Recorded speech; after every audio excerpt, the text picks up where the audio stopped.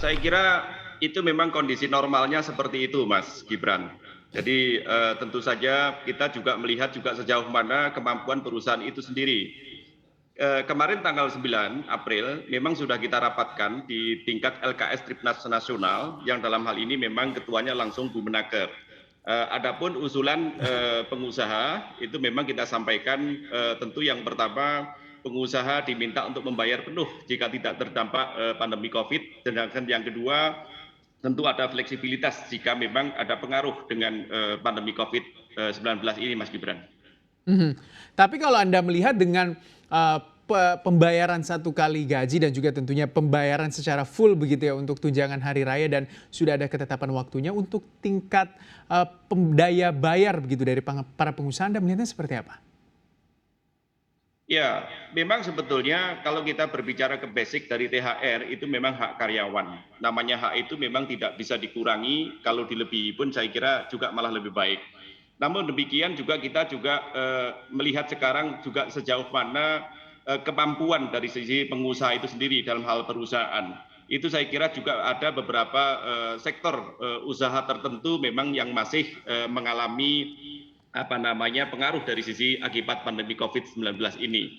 Kiranya di surat edaran Bu Menaker itu saya kira sedikitnya juga memang sudah bijaksana, namun demikian juga masih perlu diselaraskan lagi dengan suatu pertimbangan-pertimbangan yang lebih bijak dengan kondisi real yang ada di lapangan. Gitu Mas Gibran. Tapi ada tolak ukur tidak sih Pak Adi untuk mungkin sektor-sektor apa yang bisa diberikan keringanan untuk bisa membayarkan tunjangan hari raya, mungkin ada lebih fleksibel begitu, sektor apa yang Anda melihatnya? Saya kira banyak dari beberapa hal ya. Kita tidak bisa antem kromo seluruh dunia usaha dan industri itu adalah mampu. Namun demikian dari sisi sektor tertentu, contohnya misalnya sektor pariwisata, hotel, restoran, dan seterusnya, terlebih juga sektor yang padat karya. Dalam hal ini memang yang menyangkut masalah PKWT. Artinya pekerja outsourcing, ini sangat tinggi sekali. Dan itu juga menyangkut masalah cash flow, in-out-nya juga sejauh mana, keseimbangan yang kita harapkan bersama. Namun jika memang tidak ada kendala, kami pun juga memang merekomendasikan, memang sebaiknya kita penuhi sesuai dengan aturan main, yaitu sesuai dengan regulasi bahwa THR itu dibayar penuh. Namun kiranya juga kita juga bisa melihat secara bijaksana kondisi saat ini masih belum bisa memungkinkan gitu ya. Jadi bisa 70% saja operasional usaha bisa berjalan itu sudah sangat luar biasa, Mas Gibran. Tapi dari sisi pengusaha sendiri Pak Adi, ada tidak syarat-syarat yang harus dipenuhi begitu untuk bisa mengajukan untuk pembayaran tunjangan hari raya yang agak lebih fleksibel ketimbang apa yang ditetapkan oleh Menteri Tenaga Kerja?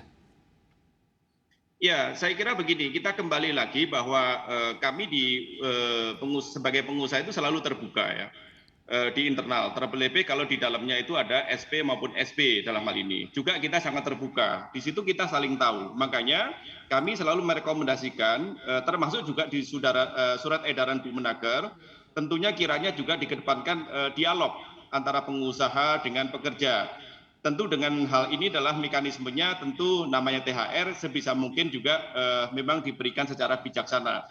Namun dalam hal ini Mas Gibran, kita juga bisa melihat situasional yang ada. Tentu sebetulnya antara penuh dengan tidaknya itu sebetulnya juga kembali lagi ke hubungan kita tripartit tadi, bipartit maksud saya.